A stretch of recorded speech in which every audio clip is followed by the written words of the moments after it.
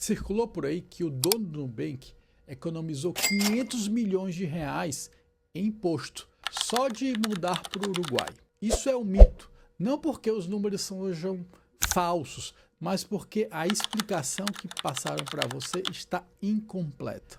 Circulou por aí que o dono do Nubank economizou 500 milhões de reais em impostos só porque foi para o Uruguai. Isso não é uma completa verdade. Não porque os números sejam falsos, não, mas porque a explicação que te passaram está incompleta. Entender o que ficou de fora dessa história é mais importante, ao meu ver, do que parece.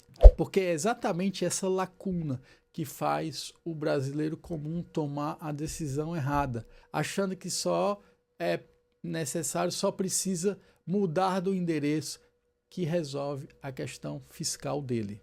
Bom, nos próximos minutos eu vou te mostrar o mecanismo jurídico completo por trás dessa operação e o que a Receita Federal já decidiu em casos parecidos e por que aquela história de copiar só mude do país pode sair caro, mesmo que você entenda como funciona o sistema de saída fiscal. Bom, meu nome é Yuri Pontes Vieira.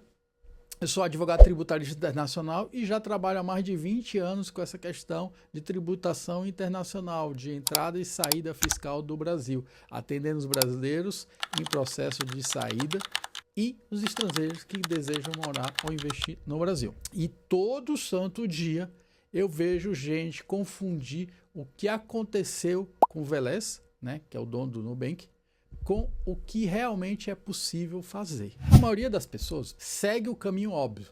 Vou morar fora e paro de pagar imposto no Brasil. Só que raramente funciona assim, dessa maneira, assim, tão simples. E o motivo não é, lógico, falta de sorte, é um inimigo comum, a informação errada ou informação incompleta que circula aí nas mídias sociais sobre como a Receita Federal realmente enxerga esse tipo de operação. Então, eu separei o caso do Velez peça por peça com base no que eu analisei de documentos e o que saiu nas mídias ou informações financeiras aí nos sites. Bom, guarda uma coisa, no final eu vou te fazer uma pergunta que eu realmente quero a resposta nos comentários, ok? Bom, o Davi Velez, ele é o cofundador e CEO do Nubank. Ele mora no Uruguai, segundo informações, desde 2022. Mas isso em si não é o erro. Você pode morar no Uruguai, no Paraguai, em outro país. O negócio é que ele, em agosto de 2025, ele vendeu ações e ele levantou 432 milhões de dólares. Na época da cotação, dava mais ou menos 2,3 bilhões de reais. E, de acordo com o que ele foi observado, a empresa estava sediada no exterior. A partir disso, começou a circular post dizendo que, como ele mora ou como ele morava no Uruguai, ele deixou de pagar imposto de renda no valor de 22,5% do ganho que ele teve, do ganho de capital, ou seja, ele deixou de pagar mais ou menos aí 500 milhões de reais em imposto de renda aqui no Brasil. E é fácil entender porque esse tipo de conteúdo viraliza tão rápido. Lógico, é um número gigante. Envolve uma marca que a gente conhece bem e talvez confirma uma suspeita que muita gente já tem. Ah, porque o rico ele consegue resolver a questão tributária. Não, é uma história que a gente pode até acreditar, achando que é simples. Mas vamos lá, o problema é um pouco mais complexo. E o detalhe que fica de fora é que exatamente separa quem entende a saída fiscal do que só repete ou que vê em algumas informações, alguns vídeos por aí. Ou seja, não foi morar no Uruguai sozinho que blindou essa operação. Não foi o fato simplesmente dele fazer a saída fiscal para o Uruguai. Na verdade, o que aconteceu foi uma combinação, ou seja, combinações de fatores, uma combinação de fatores estruturais. Como foi feito isso? Então vamos lá. Primeiro, as ações que ele vendeu não eram de empresa brasileira, não eram de empresas brasileiras. Eram ações de holding estrangeiras. Segundo informações, era uma holding situada em Cayman, fora do Brasil. O ativo em si, essa holding, já não estava mais dentro do escopo do imposto de renda sobre o ganho de capital, imposto de renda brasileiro. Ou seja, não seria submetido à tributação no Brasil, porque o bem não estaria aqui, a priori. E o país lá não tributa o que é gerado dentro do seu próprio território. Ou seja, rendimentos e ganhos obtidos fora do Uruguai, em regra, não entram na conta. Olha só, você deve o quê? Fazer a junção dos dois fatores. O ganho não teve fonte brasileira, primeiro ponto. Por quê? Porque veio de uma holding estrangeira. E o país onde ele morava, que poderia tributar, também não tributa a renda percebida fora do Uruguai.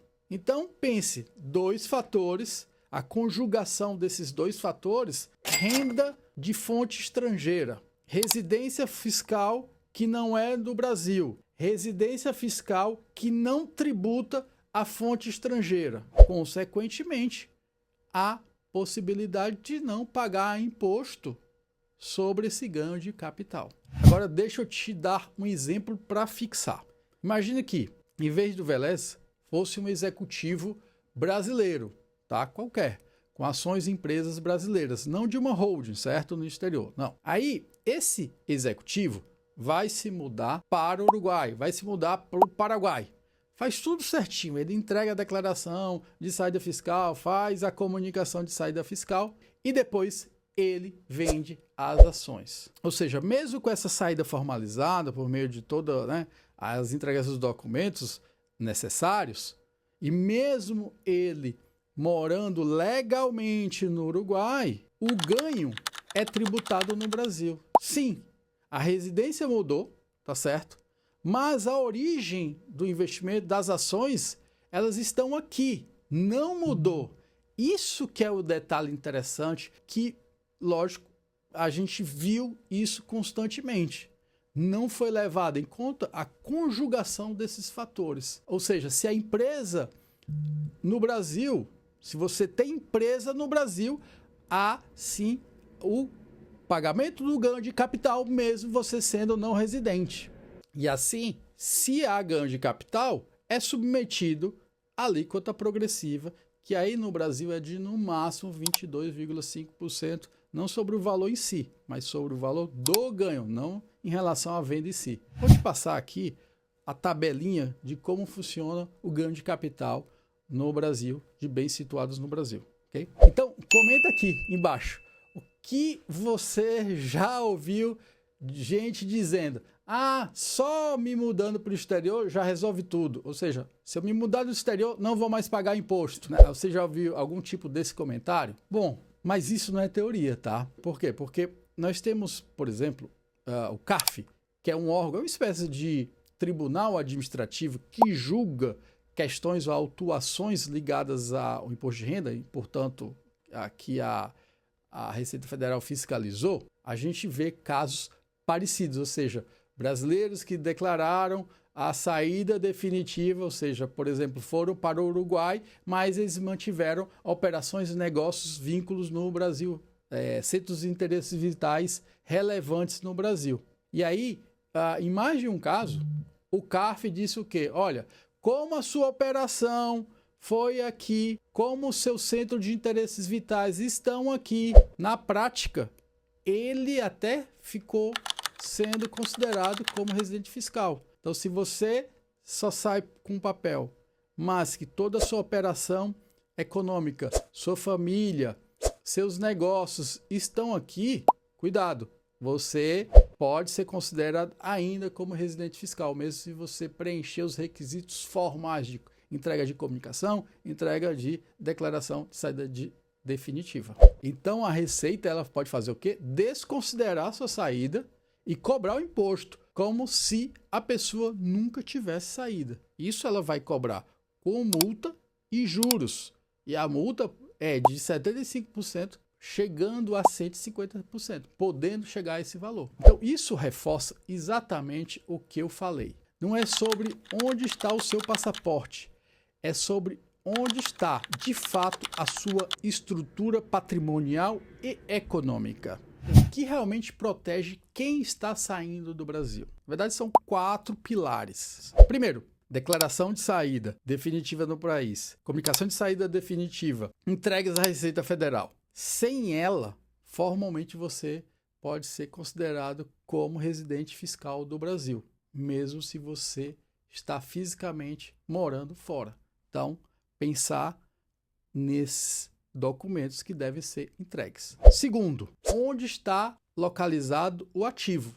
Onde estão localizados os bens, as participações societárias, os investimentos, continuam registrados no Brasil? Continuam no radar da Receita? Independentemente onde você mora, como é o caso que eu te dei, que eu te expliquei lá fora, é importante analisar onde estão localizados os seus bens. Nesse caso, para não haver a obrigação de pagar impostos, seria necessário estruturar, por exemplo, uma operação no exterior, abrir uma hold no exterior, uma empresa no exterior, para que não fosse tributado. Terceiro, a gente tem que analisar o quê? O regime tributário do país do destino. Se o regime da pessoa física tributária o regime tributário vai ser territorial ou sobre a renda mundial? Se for renda mundial, pouco importa onde estão localizados os seus rendimentos, a sua renda. A partir do momento que você é residente fiscal, deve ser tributado. O Brasil age assim, mas outros países não. Paraguai, Uruguai, existem regimes específicos em que tudo que você está ganhando fora, sendo residente fiscal, não são tributados naquele país. O Brasil usa o regime da tributação universal. Grande parte dos países da Europa, existem alguns regimes de exceção, excepcionais, regimes fiscais, ok? Mas quando a gente fala do regime de tributação territorial, é bem comum isso para a pessoa física e também para a empresa. Então, muitos países ou paraísos fiscais, que é o nome comum, eles fazem o quê?